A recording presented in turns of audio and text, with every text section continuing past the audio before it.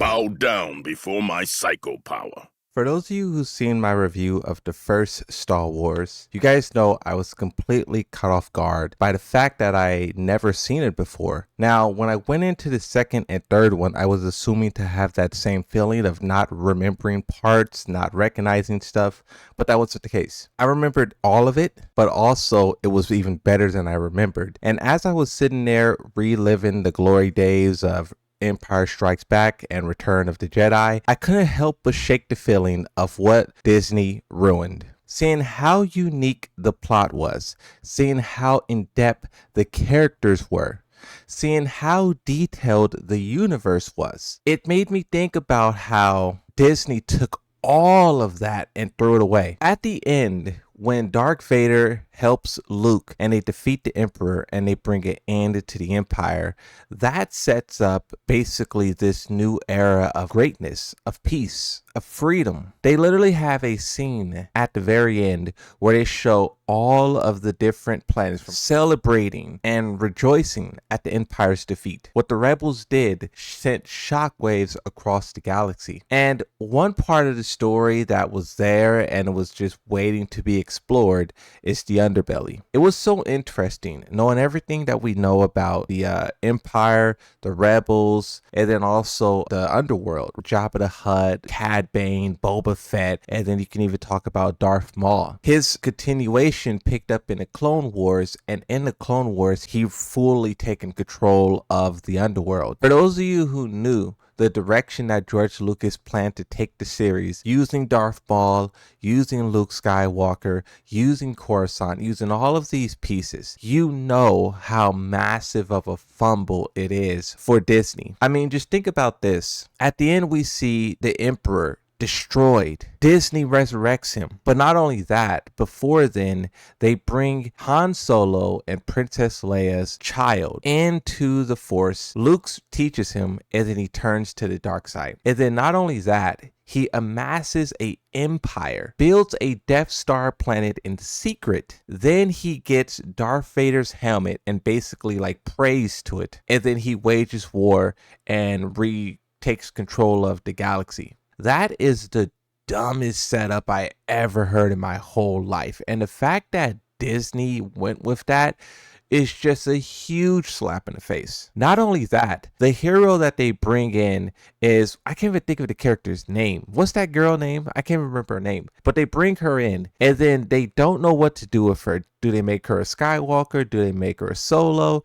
They decide to make her a Palpatine. Rewatching the original trilogy and seeing how infamous, how feared Vader is, how feared the Empire is. I liked how when Darth Vader moved around his ship, people were even afraid to look at him, but also they were so afraid that they didn't look away. When the guy who was in charge of the second Death Star heard that the Emperor was showing up, the look on his face was all you needed to know about who the Emperor was. And what they did with his legacy and the legacy of Darth Vader and Luke and just Star Wars in general, it just is crazy.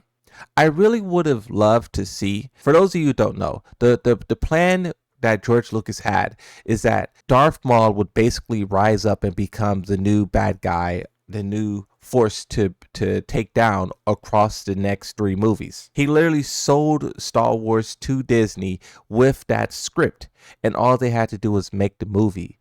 But Disney did not believe in Darth Maul. They didn't believe he could carry a trilogy, and that's why they scrapped him. But just looking at how the original trilogy ended, where everyone literally celebrated at Darth Vader and Emperor Palpatine's destruction, the Empire's collapsing. Looking at how Anakin is supposed to be the chosen one. He is supposed to bring an end to the dark side. No more Sith, no more any of that stuff. Not only resurrecting the Empire and, the First Order and the Siths, not only does that really retcon and undermine what Luke and Vader did, but also it ruins the prequel trilogy.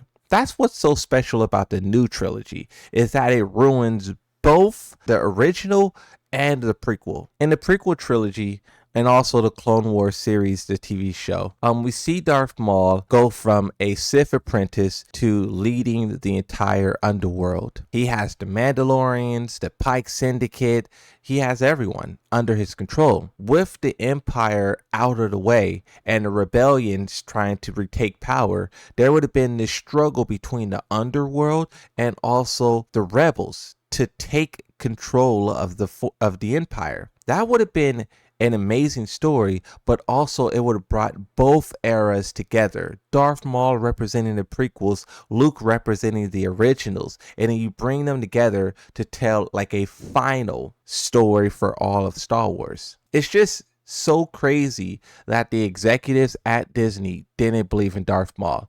They didn't believe in Star Wars. They didn't believe in what George Lucas wrote.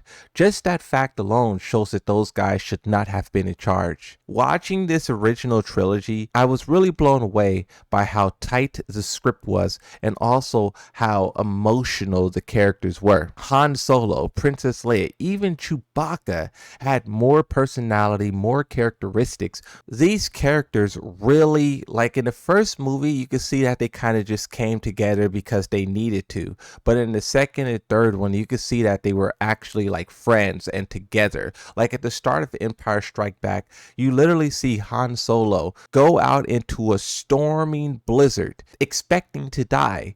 But he did it because he was not going to let Luke die alone. He was not going to let Luke like just freeze. He was going to do everything he could to save him. And just that one moment alone, just the movie opening on that, it just shows you how close the bond is. And we never got anything near that one scene in the new movies. Another part that really amazed me as well is Boba Fett. My introduction to Boba Fett came in the Clone Wars. You know, Kid Boba. He was working with all the bounty hunters. He was, the son of Jango. Jango died, and then he was taken in by Cad Bane and also the sniper bounty hunter with the antenna on her head. Can't remember her name. That was my original introduction to Boba Fett, and that character is amazing.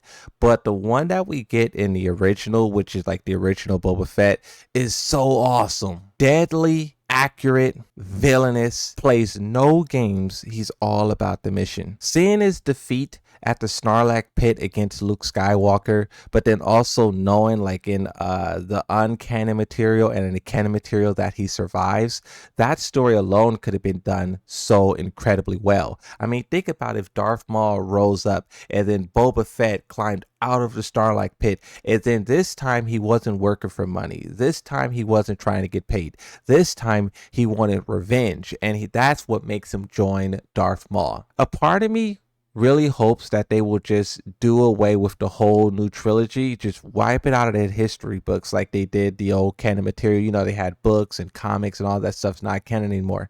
I think they should do that for the new trilogy and then go back to what George Lucas wanted to do. Rewatching the original trilogy reminded me why everyone loved Star Wars, why everyone was big fans of it.